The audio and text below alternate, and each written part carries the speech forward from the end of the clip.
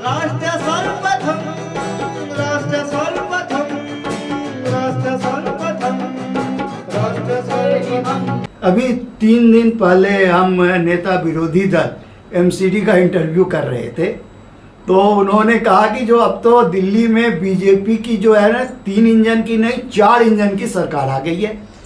तो मैंने उनसे सवाल किया जो भाई 3 इंजन तो हमने देख लिया, जो कि केंद्र में भी है बीजेपी और स्टेट में भी बीजेपी और निगम में भी बीजेपी आ गई, ये चौथी इंजन कहाँ से आ गई? तो उन्होंने जो बात कहा तो मुझे भी हंसी आ गई। कहते हैं यार चौथी आप नहीं देख रहे, वो तो एलजी साहब ही तो उनकी ही सरकार है।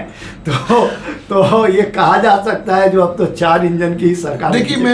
देखिए ये ओछी टिप्पणी मैं नहीं करना चाहता। मैं सिर्फ इस बात पे है कि अगर दिल्ली की सरकार ने ये बहानेबाजी ना की होती तो आज दिल्ली का विकास बहुत तेज़ी से होता। और जो चीज़ मैंने अपनाई है, जो चीज़ मेरी भारतीय जनता पार्टी की सरकार ने अपनाई है, दिल्ली की सरकार ने, कि हम भेदभाव नहीं करेंगे, चाहे वो आम आदमी पार्टी का काउंसलर हो या आम आदमी पार्टी का एमएलए हो, ये उनको फंड देने में, उनको विकास के कामों में हम बाधा नहीं बनेंगे। अनफॉर्चुनेटली पिछले कई सालों से ये देखने को मिला कि दिल्ली के अंदर दिल्ली की सरकार सिर्फ और सिर्फ बाधाएं उत्पन्न करती थी, आरोप प्रत्यारोप करती थी, इसलिए उनको उनका जवाब मिल गया।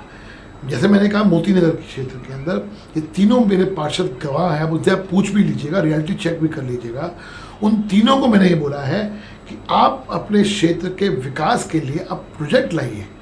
एमसीडी से पैसा दिलवाना हो या दिल्ली सरकार से पैसा दिलवाना हो, उसकी जिम्मेवारी मेरी है। मैं दिल्ली मोती नगर का विकास हो उसके सुनिश्चित करना ये मेरा काम है। इसलिए 4 इंजन की सरकार है, 3 इंजन की सरकार है, मैं उस पर नहीं जा रहा। लेकिन निश्चित तौर के ऊपर जब केंद्र में मोदी जी हैं, दिल्ली में भारतीय जनता पार्टी की सरकार और आप एमसीडी में भी है, तो आप देखेंगे, जैसे मैंने एग्जांपल दिया आपको, कई सालों से प्रूनिंग का काम रुका हुआ था, छोटा सा काम था, आते ही कराया।